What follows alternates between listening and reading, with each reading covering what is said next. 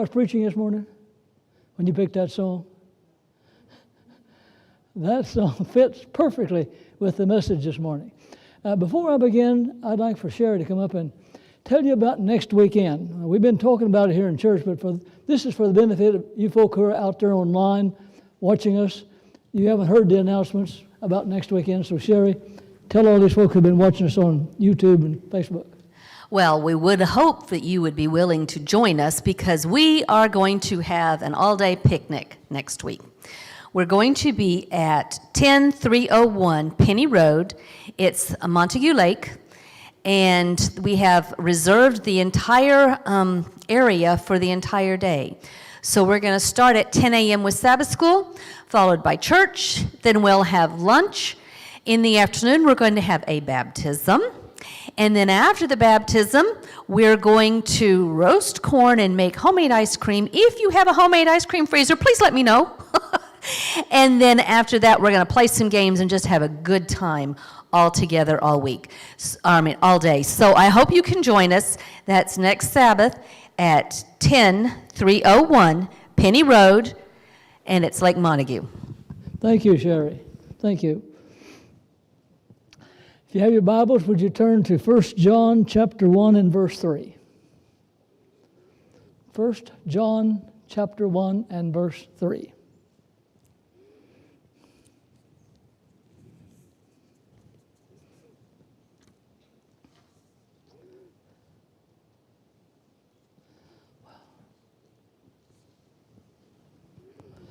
All right. We proclaim to you what we have seen and heard, so that you also may have fellowship with us. And our fellowship is with the Father and with His Son, Jesus Christ.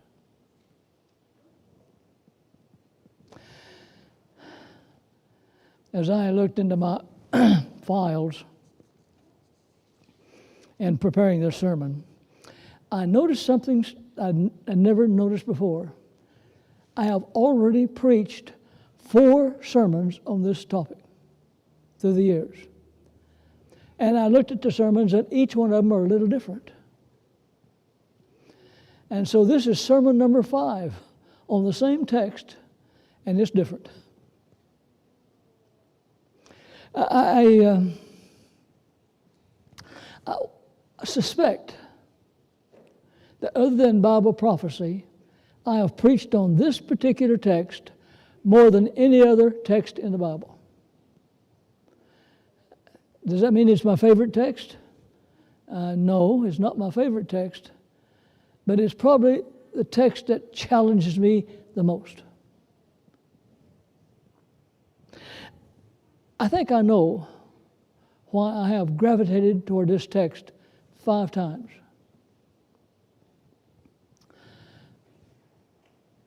I have a felt need. A need to fellowship with Jesus. There's something inside of me that's not satisfied.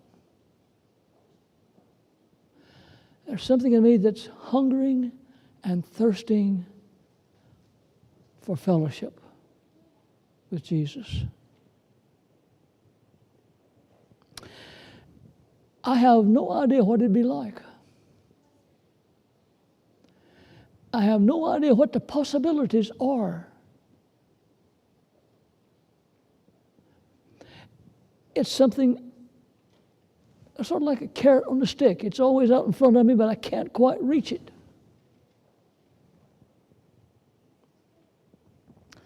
Apparently this desire has been with me for a long time, because over the years I keep coming back to this text. So I'm telling you this morning that the sermon is not for you. It's for me. It's hopefully going to help me satisfy or find the answer to the longings that I have.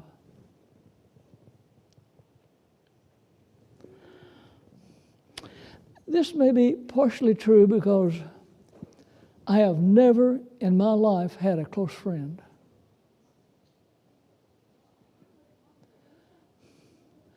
Growing up, I had a brother 2 years younger than me. So as a boy growing up, he was always my friend.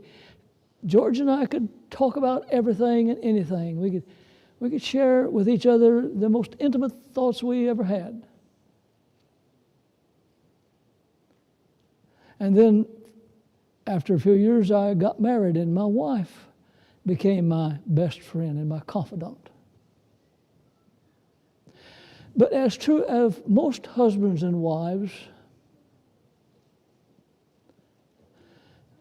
neither one of us could share completely with the other. There were some things so intimate, so personal, that at time or two I tried to share it with my wife, but she couldn't comprehend. She couldn't relate. So I quit trying. And I'm equally sure that many times she tried to communicate some of her inmost desires and hurts and feelings to me, and I couldn't comprehend. Couldn't relate.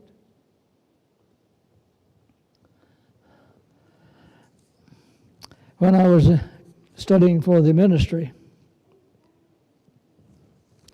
I was told that it was not wise for a pastor to make close friends with anybody in the church. Because if you made too close of friends with somebody in the church, other people would be jealous. And secondly, if that person you developed a close friendship with had a spiritual problem, it'd be more difficult for you to deal with it.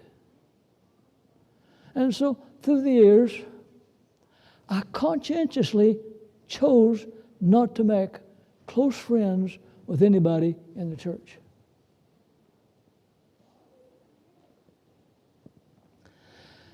And I've always been a hard worker. And if I gave myself to the church, and too much so, I'm afraid. But anyway, when I did have some free time to socialize, I spent it with my wife and children. I used to like to play golf, having golfed in, 65 years, because it takes time, and if I have time, I want to give it to my wife and my children. And so consequently, I never made friends even outside the congregation. I never made friends with my fellow pastors. Most of my life, I lived in a district, in a town where I was the only Adventist pastor. But finally, I moved to Birmingham, Alabama, and then to Phoenix, Arizona, where we spent in those two places probably 25 years. There were other pastors, but here again, I was so busy with my church that when I had free time, I didn't spend it with other pastors. I spent it with my wife and children. So consequently, I have never had a real close friend. Someone that I could share with on an intimate basis, on an intimate level. Someone whose heart beat in tune with my heart, who loved what I loved and had the same desires that I have. Never had one. So, part of my problem is that I don't know what genuine fellowship is. I've never had it.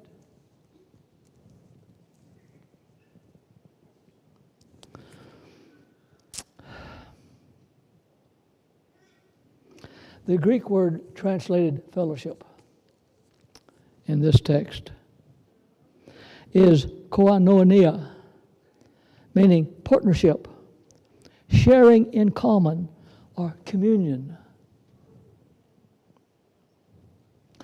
So this morning, how about you? Have you ever had a close friend? A friend that you could feel perfectly comfortable in just opening your life to? Sharing your failures, your pain, your frustrations, your hopes, your dreams, your aspirations. Have you ever had a friend like that? That you could just open your life to?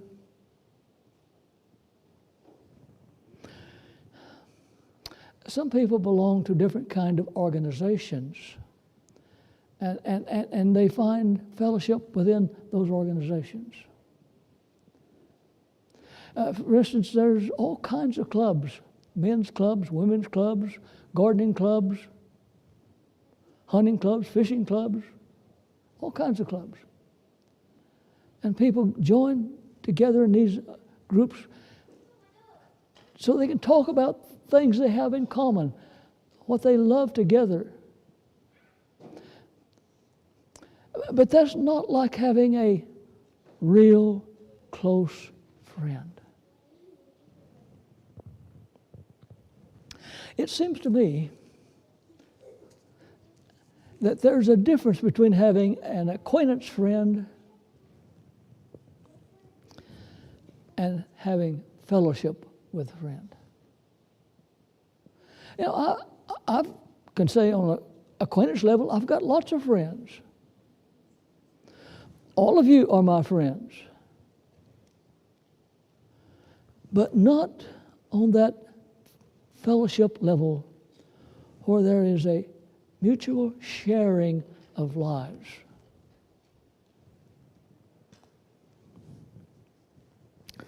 We all have acquaintance friends, lots of them. Some are better friends than others. But I'm afraid that few of us have ever developed a real close fellowship with another human being. Now, Sherry has a friend that I think comes close. Joy. Would you say, Sherry, that Joy, of all the people I've ever heard you talk about, it seems that Joy is your closest friend? I'm not going to ask you what y'all talk about.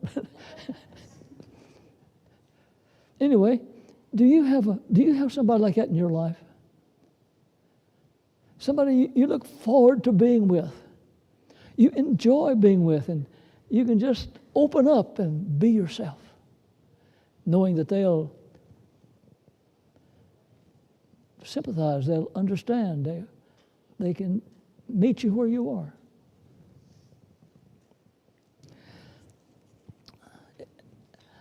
I can anticipate, I've never experienced it, but I can anticipate having such a friend. Someone that you can just talk to about truth, life.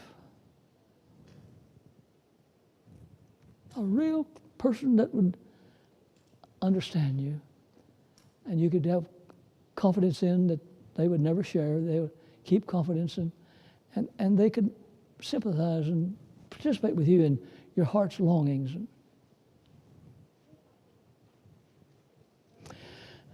We all probably, thinking about it, can realize that there would be a real difference between having a casual friend.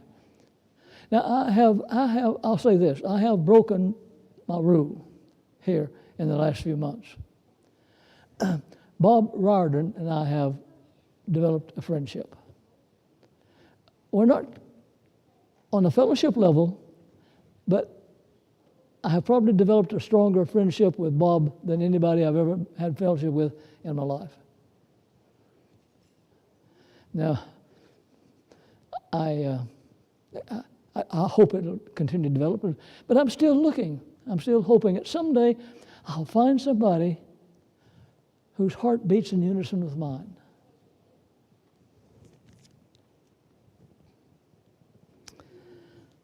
But I know this, that in order to have fellowship with somebody else, that person has to like what I like, have the same goals that I have in life, have the same wishes, the same desires. Otherwise, we can never really share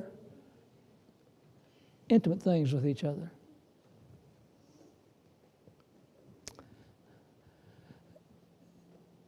Wouldn't you really like to have somebody that you could share your pains with? your disappointments, knowing that they'd understand. Share your failures with. Share your desires with, your hopes, your dreams, your aspirations. Just somebody you could, so close to you, so much like you that you could just open your heart to. John had apparently developed that kind of relationship with Jesus.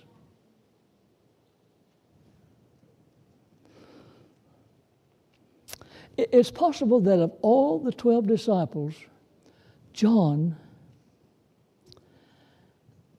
developed the sweetest fellowship of all with Jesus.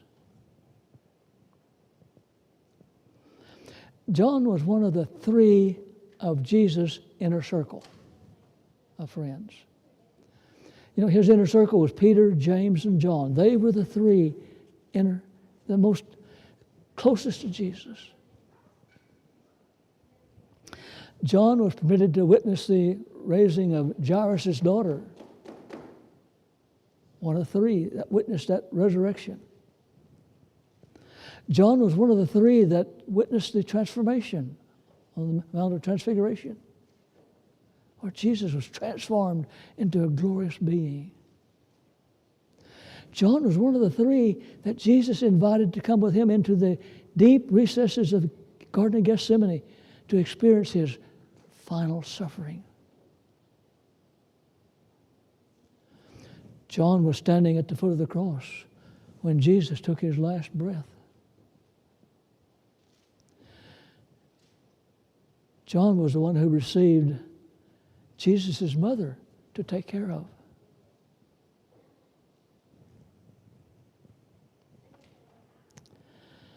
John referred to himself as the disciple that Jesus loved. So while Jesus was here, John seemed to enter into a fellowship relationship with Jesus that none of the other disciples actually did.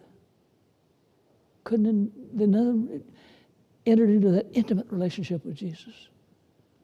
Now, after Jesus was translated to heaven, the Bible doesn't give us any hint as to how John maintained that fellowship with Jesus.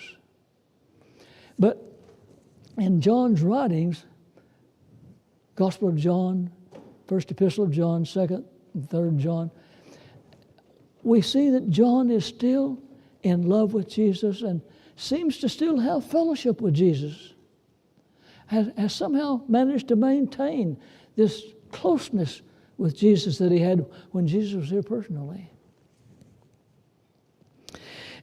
And John is writing this letter to Christians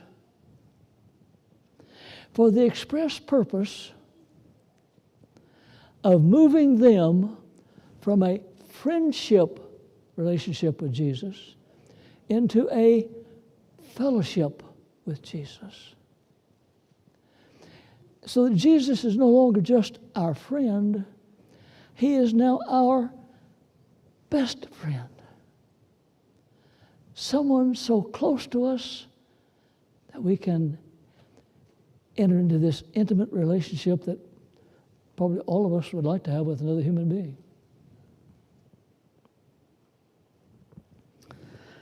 Now, I admit that the idea of a sinner like me and you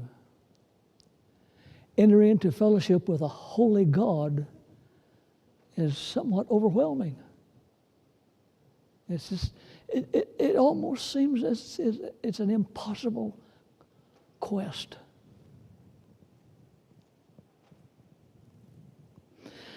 And this may be why John, here in our text in verse 3, invites us, first of all, to have fellowship with him or with each other. He's inviting us to enjoy fellowship in the church with other Christians who have the same desires that you have, desires to become one with Jesus, desires to someday live with him in heaven and on earth made new. So John seems is saying that the first step in developing a close relationship with Jesus is to develop a close relationship with fellow church members. Does that sound far-fetched to you? That maybe developing a fellowship with another person who has fellowship with Jesus could help lead you into that desired relationship with Jesus himself?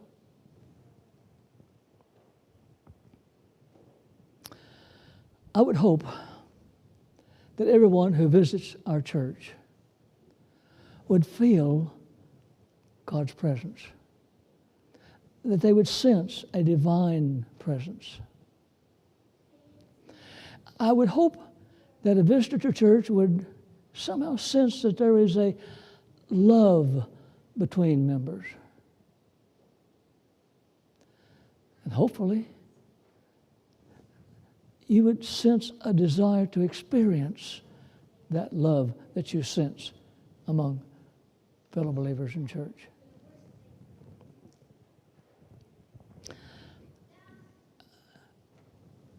I think that's John's idea, that developing a fellowship with somebody in the church who has a fellowship with Jesus would encourage you to enter into that same fellowship.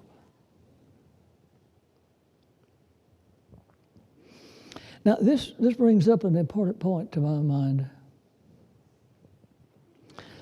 Our fellowship with each other in the church as brothers and sisters should reveal that we personally have a fellowship with Jesus. You see, Christian fellowship occurs when we share together about the riches of Jesus, the love of Christ, and the treasures of His Word. What I have noticed, and I'm sure that you will agree to, is that often our conversations deal with more mundane things.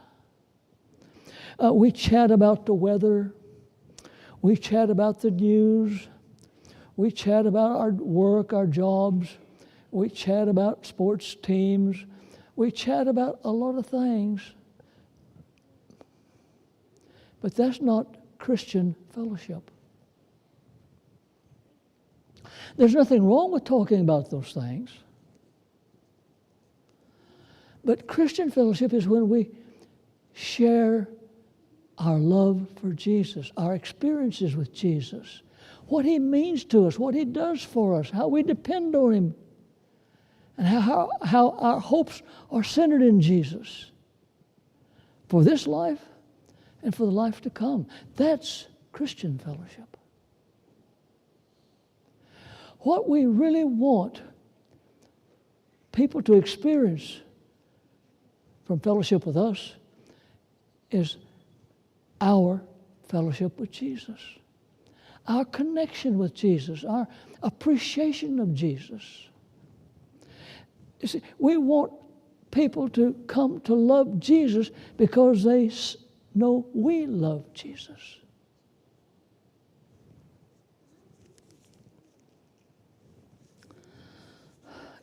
It's a sad thing. It would be a sad thing if a person hungering for a relationship with God, a satisfying, heart-satisfying relationship with Jesus, comes to us hoping to find some encouragement, and all we do is talk about the weather.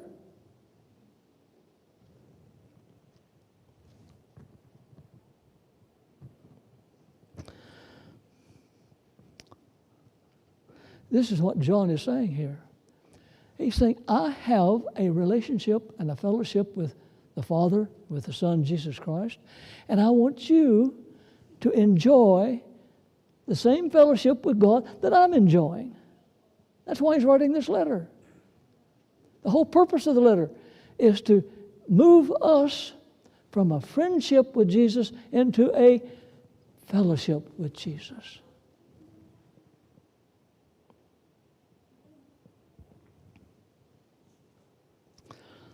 Have you ever been in a conversation where you just felt out of place?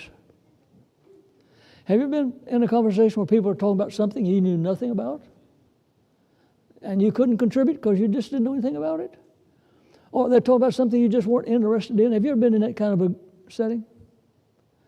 And all you want to do is get away from it because you just weren't comfortable there.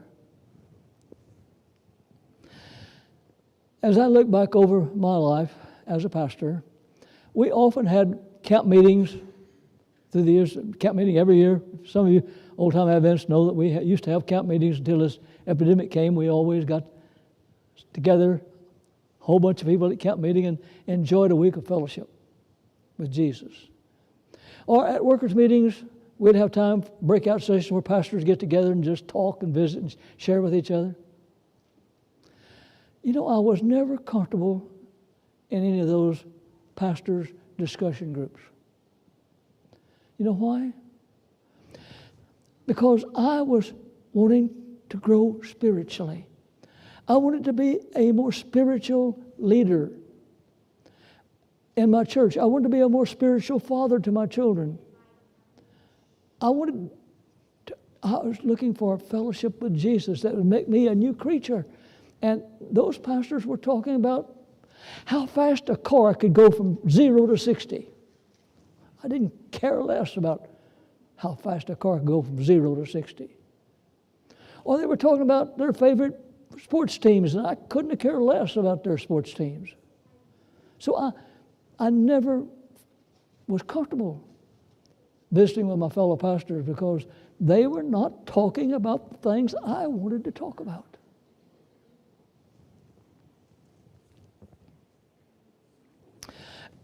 In one of Sherry's evangelistic sermons, she tells a story about a man who got on a wrong boat. Apparently, from this dock, boats were going out to different islands, and this man learned that one boat was going to an island that was full of casinos, bright lights, beautiful women, gay music, gambling to your heart's content. And he intended to get on a boat going to the island of casinos, island of gambling. But he got on the wrong boat. Somehow, he got on a boat that was going to a different island where they were going to have an all-day vacation Bible school. After getting on the boat and leaving the port, he began to look around and realized, hey, who I see on this boat doesn't look like the people I would be going to a casino. And he found out, asked the captain, what happened? What are all these people doing here on this boat? And the captain told him, well, this boat goes to this island where there's an all-day vacation Bible school. And these just young people and their parents are all looking forward to an exciting day of vacation Bible school. Oh, man, that wasn't what he wanted. He didn't want to go there. He tried to get the captain to turn around and go back and take him back. The captain wouldn't do it. Nope, you don't. We're going to vacation Bible school. Can you imagine how miserable and uncomfortable he was? He had to spend a whole day with nothing but Jesus, songs of Jesus, stories of Jesus, while he wanted to be gambling.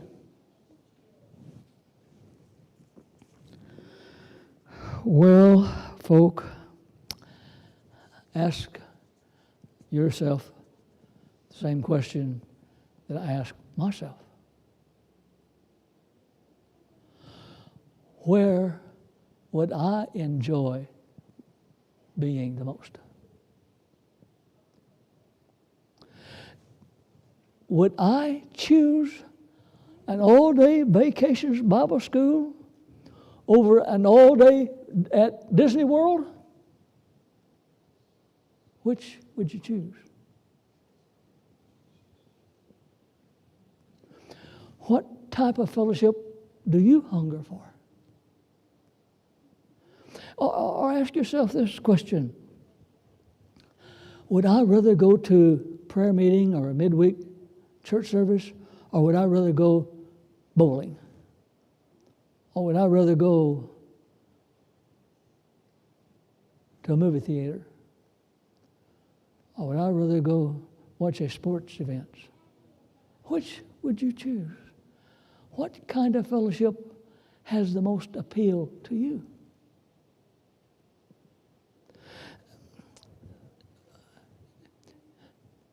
Do you long for fellowship with Jesus? Well, where do you think you're going to find it?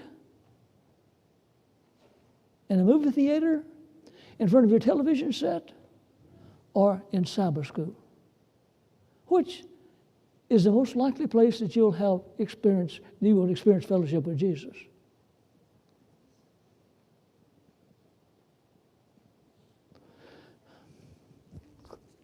So,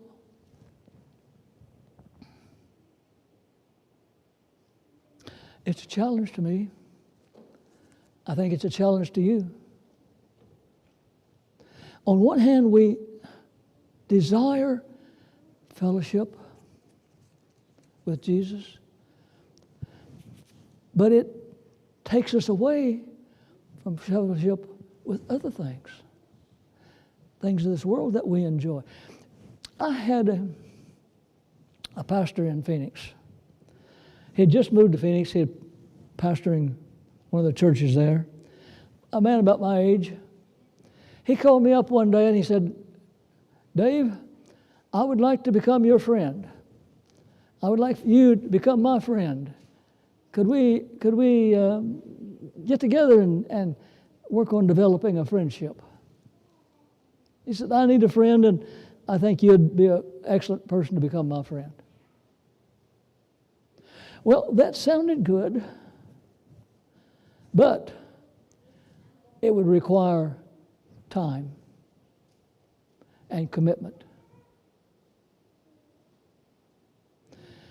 Time and commitment that I was reluctant to give. I was busy. I was pastoring a 450 membership church. Everything was going on in the church, and a lot of activities that kept me on my toes all the time. Besides visiting and counseling church members, I didn't have a whole lot of free time. And when I had some free time, I gave it to my wife.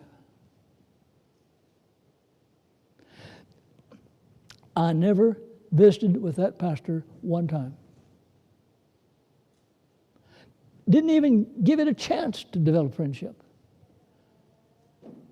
And so, of course, we never became friends.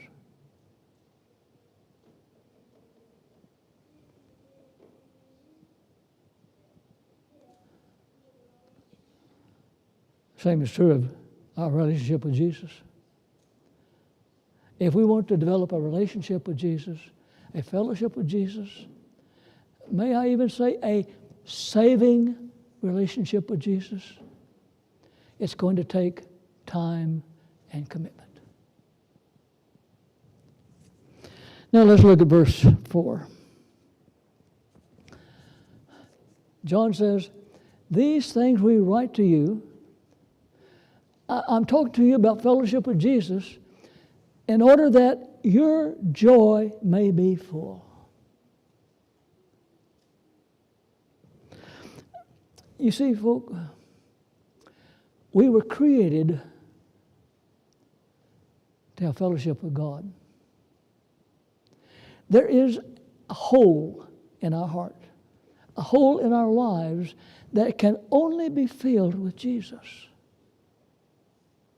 And as long as that hole is vacant, as long as that void is there, we're going to be hungering and thirsting for something we don't have. And Satan's going to do his best to get us trying to satisfy that longing by participating in all the worldly activities he can devise. Anything to keep us away from the only true solution to that hunger in our lives. Fellowship with Jesus. Would you look at one more text with me? I'm going to skip John 15, men back out the booth. I'd like to go to Colossians chapter 3, verses 1 and 2. There you are. Thank you. I don't know how long I've been preaching, but I suspect I'm over time. Paul says, if then you were raised with Christ, seek those things which are above, where Christ is, sitting at the right hand of God. Set your mind on things above, not on things on the earth. So we have a choice to make. We have to choose who to have fellowship with.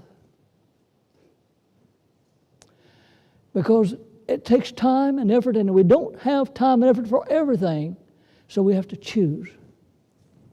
Paul says, if you really love Jesus, if you really want to be saved someday in His heavenly kingdom, if you want to someday to walk on the earth made new and enjoy all the wonderful things a loving God can provide for His children, if you want that, choose to have fellowship with Jesus.